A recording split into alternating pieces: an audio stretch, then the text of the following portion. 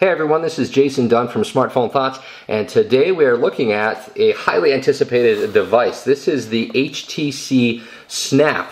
Now the reason why this is a highly anticipated device is that the T-Mobile Dash or the HTC Excalibur, it went by a few different names. This was one of the best Windows Mobile smartphones that was ever made, in my opinion. It was absolutely fantastic. It had an excellent keyboard, it was thin, it was light, it had excellent battery life. And surprisingly, HTC just sort of gave up on this design for a few years. I mean, you can still buy the Dash today, but I think it came out almost 3 years ago now. So it's a really old device, and HTC really didn't put anything new into the pipeline because they really started focusing on all the touchscreen phones. But the HTC Snap, which is what we're looking at, is I guess HTC's re-entry into the messaging phone market. So this one is known as the HTC Snap S521 is the model number. This is an unlocked European Asian version of this phone.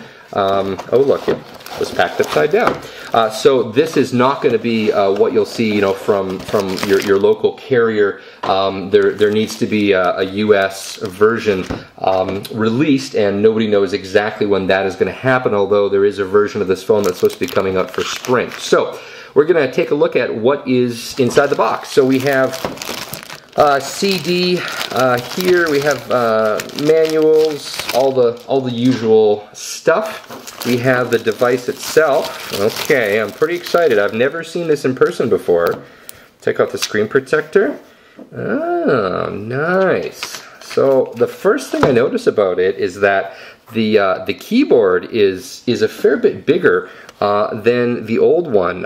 It has a completely different keyboard design. So it is a QWERTY design, but it's offset, and the buttons are actually significantly bigger. So this looks like it might possibly be a dream device in terms of typing. It looks like it's pretty much, actually I take it back, it's even thinner than the original T-Mobile Dash. So this one is actually 12 millimeters thin, which is 0.47 inches, so that's nice and thin. It is a smidge taller, as you can tell. It is 4.59 inches tall, but that's not too bad at all. One of the other big differences that pops out right away is that it has a scroll wheel. So the old Dash had you know, just like a four-way control pad along with a button in the middle, and this actually has this scroll wheel. I'm not really sold on the scroll wheel, I'll be honest with you. I'm going to have to see how it functions, but I've always preferred, you know, actual controls where I press down and I know I'm pressing down by one or whatever. And it's got a couple of other, you know, buttons here in the center. So yeah, so that's the phone. It's got a 2 megapixel camera, and I guess I might as well run through all the other specs on the device. It's powered by a 528 megahertz Qualcomm processor. So that is a very, very fast processor that's competitive with other devices on the market today, such as the Samsung Jack, which you saw me do a video of recently. It's running Windows Mobile 6.1 standard, so that means that this is not a touchscreen phone, which means it can be thin and light, and it's also quite rugged. You don't need to protect the screen quite so much. It weighs in at 120 grams, which is 4.23 ounces with the battery. And since we're speaking of the battery, we might as well take a look at it and see what we have here. I'm just gonna check and see my usual thing just to see the battery. Yeah, it's 1500 milliamps, which is actually a decently sized battery. There are some of these phones that come with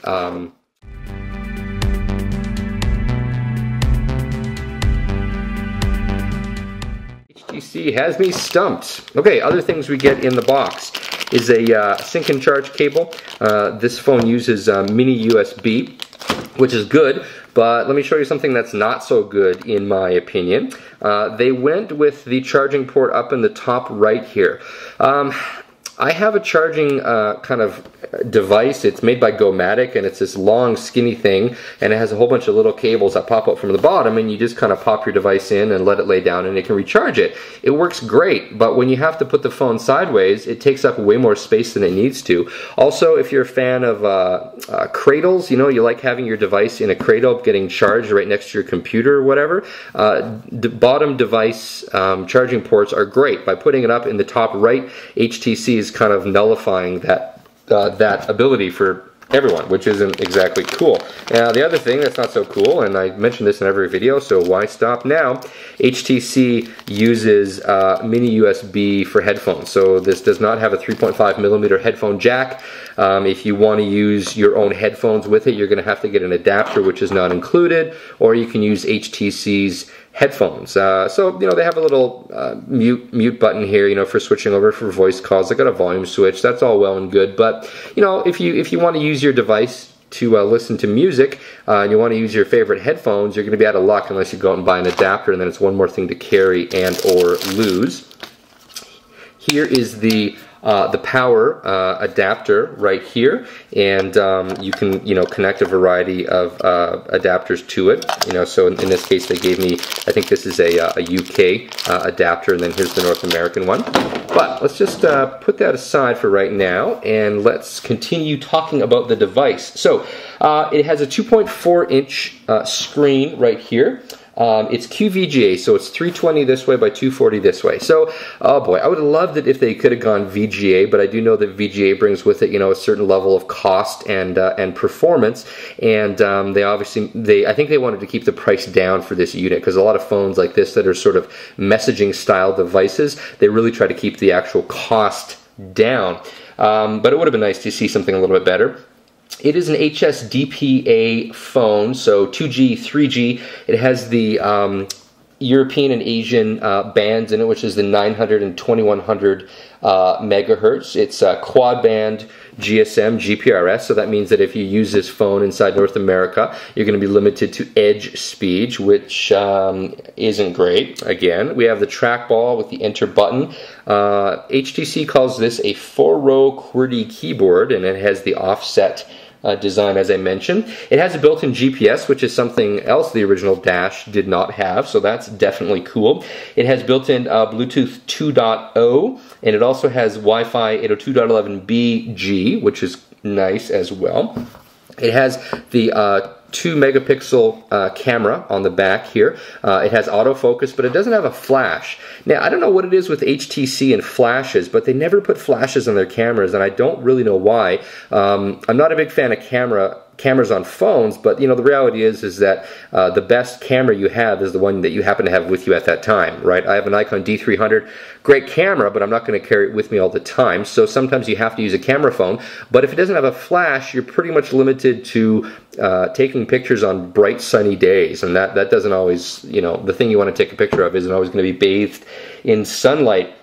So it has that 1500 milliamp battery, which I mentioned. According to HTC, they're estimating 300 minutes of talk time when it's on a 3G connection, or 510 minutes on GSM. And that's actually quite a big difference. So yeah, pretty good battery life. It also has a microSD memory card slot, which I'm going to guess is under that mysterious battery cover, which again, I can't actually figure out how to get off. That's never happened before. It's quite surprising to me. Yeah, I'm gonna have to figure that out.